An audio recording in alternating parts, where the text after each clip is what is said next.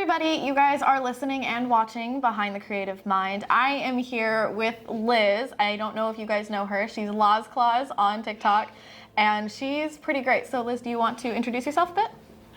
Yeah, hey guys, I'm Liz. I'm a 21-year-old university student, current senior, trying her best, but I also am pretty much known for being lozclaws on the internet. Got my start on TikTok and still just kind of trudging along there. That's awesome. So I guess I want to start off this interview, by asking you how you got started on TikTok. Yes. I laugh because it wasn't the plan. The plan for me, I've always been a creative person. I grew up being in theater and in dance and things like that. And I grew up watching social media, so like YouTube and the internet. So hindsight's 2020, you should have seen this coming. But one of my friends had a pretty cool, like a smaller, for me it was big. She had almost 10,000 followers when I started following her. And so I got a TikTok just for her. And it was one of those people who thought like TikTok was cringy and like didn't quite understand what the app was. Oh yeah. It wasn't like truly in its infancy at all, but it definitely had more to prove. And so I followed her and I was like, oh, this is funny. Like I can make things on here. And so I made just a bunch of jokes, things I would say with my friends. And I literally upload them to my personal Facebook to be like, haha guys, TikTok. I made my first videos when I was training to be like an RA at my school during like breaks and things like that, very off the cuff. And it's what it was, and now it's still what it is. Anytime I have a break, because work always comes first for me, if I have a break, I'll make a video. If they're so off the cuff, I'm not a professional. People are like, I have an editor. I'm like, it's me. But otherwise, that's how it started. Okay, that's really cool. I was the same way. When I saw TikTok, I had downloaded it last summer, so summer of 2019, while I was at my dad's house. And I was just making them in my bedroom, I made like 2, and I looked back on them. I've deleted both of them now because they were that bad. But I have definitely I now am one of those people where I'm like, okay, I'm obsessed with TikTok. That's like my whole addiction. If I ever get time, that's probably what I'm doing when I'm by myself. 100%. So I want to ask you now, are there any people, because you've been on the platform, I'm assuming for a little while now, yes, I had my year anniversary in late August. Oh, that's awesome. Congratulations. Yeah. Thank you. I want to ask you if you have any people you look up to, whether they're on the internet or not, just if there anyone that you look up to. I always say my mom, because it's true. My mom is the strongest woman I know. She's incredible. And how she handles every bit of grit with grace is something that truly inspires me. It's funny because anytime I get like a hate comment that gets to me, I run down. I'm like, Mom. She's like, what is this? But on the internet itself, I admire the friends I've made. I admire, Youth Pastor Ryan. I admire Mash Spudson. I admire Lonnie. I admire Jennings. I admire Ben, Jake. These people who create all very different forms of content. I think we all kind of fall under the comedian spectrum, but their work ethic and knowing them behind the scenes and how genuine and kind they all are truly inspire me just to continue, just to keep on going. And we talk about, sometimes the hate gets to you and, or I don't want to do anything today, I'm tired and things like that. Just their quick-wittedness inspires me every single time I watch their videos. I obviously don't steal anything, but they're just, them as people just truly inspire me. That's really amazing. I have definitely, especially with Youth Pastor Ryan, I actually reached out to him. Hopefully he would want to do this podcast as well someday. He and all of the people that you had mentioned, I've seen some of their videos, and I have friends of my own who make content and have a pretty good following. And all of them are just some of the nicest people I think I've ever met. Also creative too, and it's really interesting to see where their minds go and what when they're in the zone and they're I'm gonna make a video, and just it's really interesting to see how happy and how much they truly just enjoy what they do. Right. I think that's the one thing is some of them do have writing days where they just sit down and they write and they do their thing. I've never been one of those people. I can't write things down. Yeah. I have a thing, if I'm in the shower and I need to write an idea down because I have to do homework, I'll do that. But I've never been one, unless it's a collab, because that's a different story. I can't script because I get too into my mind about that. And I think I tried that once and that video has not been made because I kept like rewriting and rewriting and rewriting. And it just was not good for my mental health at the end of the day. Yeah. I admire people who can like go into a writer's room and like just hash things out and like end up with like a final product. Because like if I ad lib it, I can chalk it up to being bad by like saying, oh, it was on the fly. But it's to like go into a writer's room and like come out with a final product and not want to like rewrite it and rework it, that is insane to me. Yeah, it really is insane. And because I'll film videos with my friends who make their own content, and every single time they have like videos upon videos where they're like, I'm pulling inspiration from this, we're gonna do something like this, but with this twist on it. And I don't know how they come up with the ideas, but it's like props to them because it's amazing. Yes. So I want to ask you what inspires the content that you make? I wish I had a better answer besides like my mind and the world. I wish it was something more interesting than that, but it's on like Mother Nature. That was just like me looking outside, me like being angry in my bathroom mirror. That's just like I made a video today about why I've never truly understood the romanticization of like vampires and werewolves and things like that. Mm-hmm. And that's just like, I was like sitting there thinking about it because I wanted to reread Dracula. And I was like, asked my dad, I was like, do we have Dracula in the house? And I was like, because I know the original version is romantic, but every single incarnation after that has been like very romantic. I'm like, why is that a thing? And so I made a video about that and just that kind of organic thought process. Okay. I understand that's a very lucky thing to have. But also my mind's just constantly racing with ideas when I'm not just like, I'm just constantly like looking around and observing. A lot of where I get my ideas from is like, if I'm out in my hometown, I'll just see something and I'll be like, that's weird, and make a video about it. If it's something I observe, like a phenomena online or something like that, it's definitely easy. It definitely comes from observation.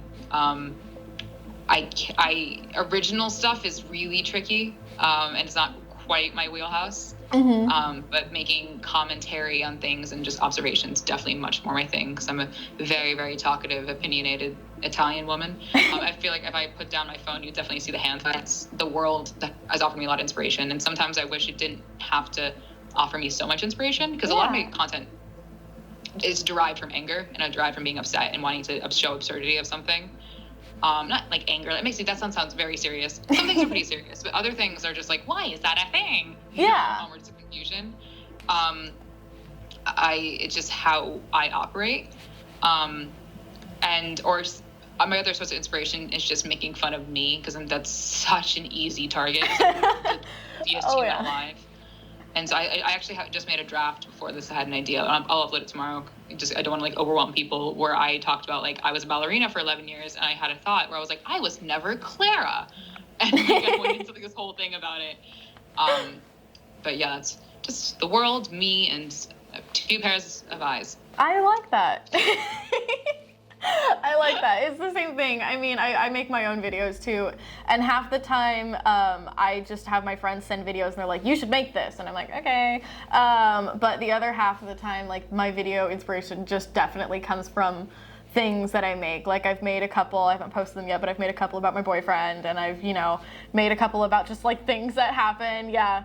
So I've definitely seen that. And I like that you're just making it a very personal platform for yourself. Like your whole platform is just, it's you. It's not necessarily a thing you do. Although I do know that, your Mother Nature is what has, at least I've seen really take off in almost every single video that you've posted about it. But your platform really is you. And I really like that. If someone asked, they're like, I was doing a live stream with my dad, and they're like, Liz, we know you're real. And I went, please tell me how. And they're like, because you're the same way around your dad as you are with us. And I looked at the camera and I went, I'm too lazy to be fake and lie. It's so much effort. Like if I'm down, I'm down. If I'm happy, I'm happy. And like my brand is being me. Like I do honestly drink lots of water. Like it's very important to me, Yeah. And I could never put up a farce of some sort because that's so dishonest. I have noticed that. So I've tuned in to a couple of your live streams and stuff like that, and I really appreciate people who are real because a big problem on the platform is people who are not. Like they portray a completely different persona online than they do who they are behind the scenes, and it's not necessarily like cosplay or like, you know, they're playing a character. It's just like they are pretending to be a different version of themselves. So I really like that there are people, you know, like you and stuff out there that are just, here's me, and, you know, accept it. And I love that because it's clearly working very well for you. Of course.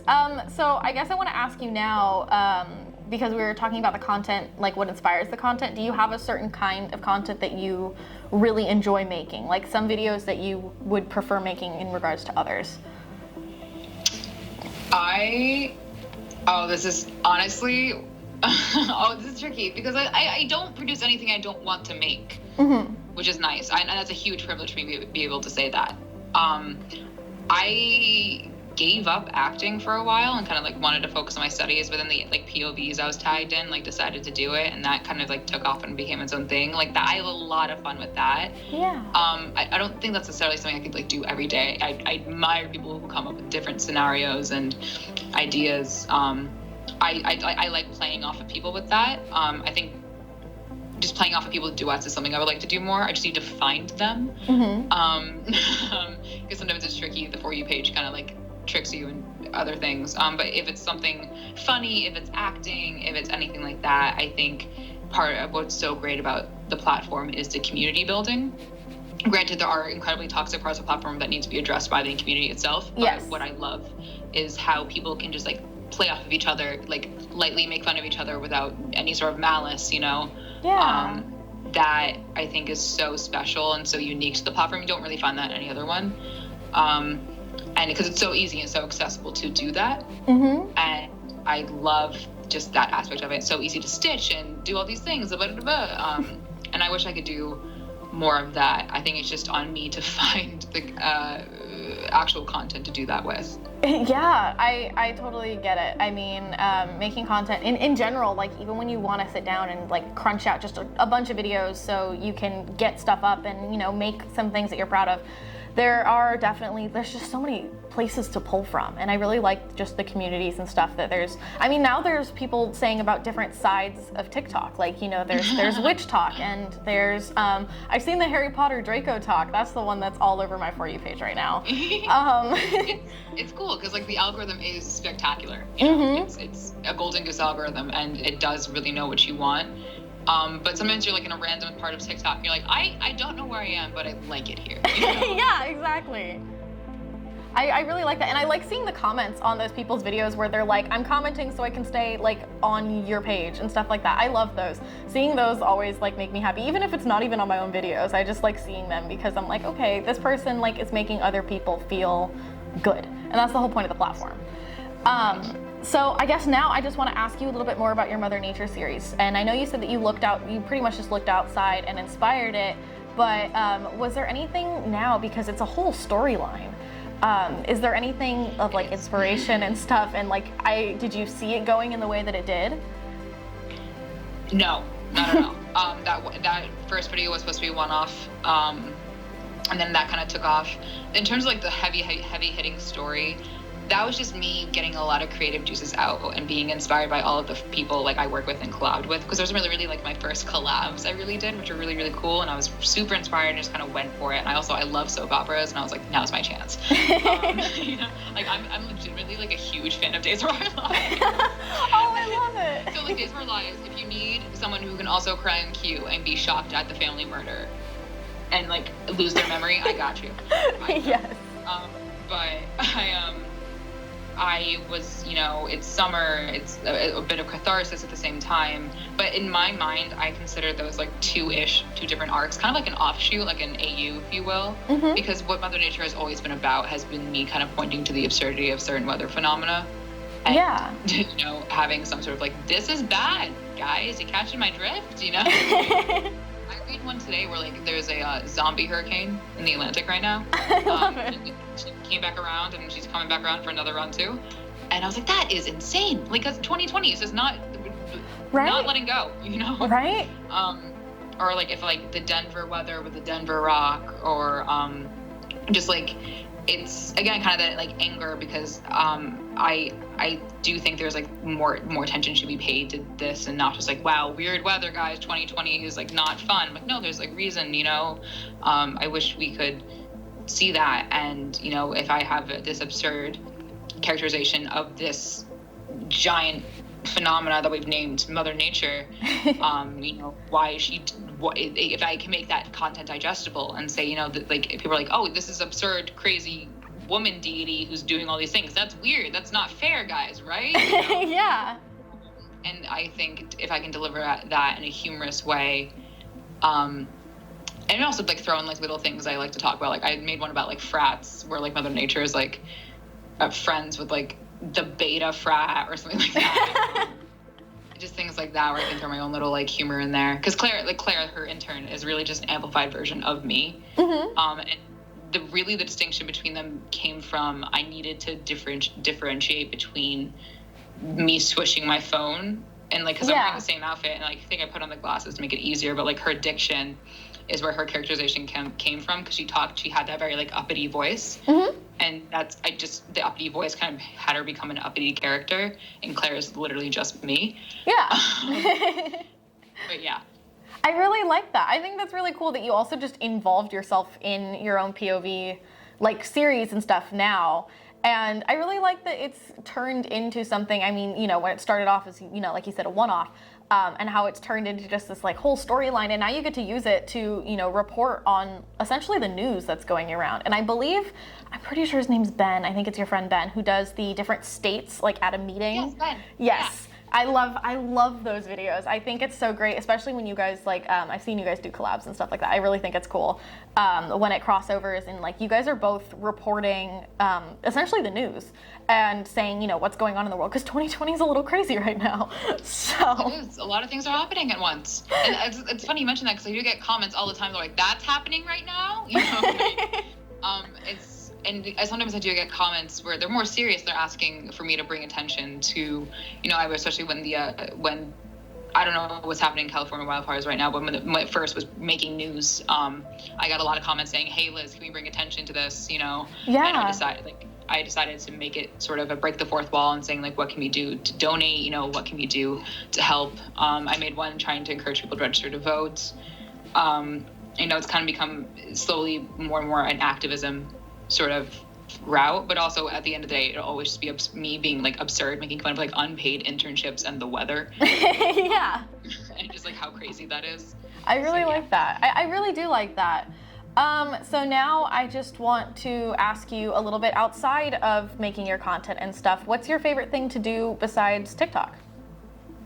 When I'm not doing my schoolwork, because that's always gonna be the number one thing for me, I love this is so nerdy, oh my god, but I love just like learning about things and reading about things and discovering new things. Like I don't know if you can see behind me, like my giant bookshelf, which is all these books from like all different theories and things like that. I've always had a very curious mind, and a very like I'm hungry for anything I can learn about. Mm-hmm. I want to become the next Renaissance man, basically, and I'm constantly researching. I'm on like a skincare research kick right now. That's awesome. I love just learning. I'm a senior, so I have a thesis pretty soon, so I'm thinking about that. What I'm going to do, probably going to learn about TikTok. Ha ha ha. Nice. I know, right? It's like, oh my god. But if I'm reading, if I'm researching, I would like to say hanging out with my friends. But again, like you said, 2020.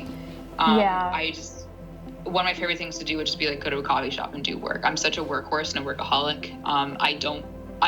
When quarantine first, like lockdown happened, I remember I turned to my mom and I was like, I don't know what I am without work, because they had a 3-week period where they're like, okay, we're gonna figure this out, guys. Yeah, I remember that. And I had nothing to do, and I looked at my mom and was like, what am I doing? Like, I don't know what I am without work. That's a whole different issue we could talk about, which I eventually figured that out. I just throwing myself into like learning and work and creating and things like that. That's kind of like what I like to do outside of this. I like that. I really like that. So I wanted to ask you about how you, like, any advice that you can give, any advice that you've gotten or want to give to people. I'm going to give the lozclaws advice that has been the best advice of my life, and that is always assume stupidity over malice. Which is very harsh, but people, what it boils down to is people usually never mean harm. They just don't realize the harm they're causing. Okay. Harm is a pretty strong word, but if someone says something and you were, wow, that was that was an affront, they don't like me, et cetera, et cetera, et cetera, they're probably neutral or fine with you. They just don't understand the impact that words can have. Doesn't mean they should not own up to the impact and like take on that onus, but it's definitely something that has really helped me in terms of how, because I'm very anxious being, and so just kind of having that interaction with people, and the advice, if I give like any, for an aspiring creator, I definitely would say, do what you like. Don't be pressured to do trends. I did a trend, and that was the first video that popped off, and it was funny. It was definitely up to me, my comedy and everything like that, but doing what I want, no matter what the views say, has really helped me, and I'm just not feeling, if the views don't do well, like, well, at least I produced what I wanted to do. Do I care about the views? No, because I have the privilege to say, like, I don't use this platform for genuine exposure or income, which is a huge privilege. Yeah. Especially with like the ban scares and things like that. I have a lot of friends who are terrified because it's a source of income that they're losing. Especially right now when unemployment is rampant. Yeah. But it's all of the creators I'm friends with. Like, I'm texting my friend Kevin right now, and like how they're exploring avenues on this app that like they genuinely enjoy and they want to do. Like, Kevin also inspires me because he's just so funny and so good, and like he's a great friend. And when you explore those true avenues that make you happy, you make friends like Kevin. You make friends like Kyle, my other friend Kyle, who's my first friend, and you truly stay happy on the app, which makes me happy. Yeah.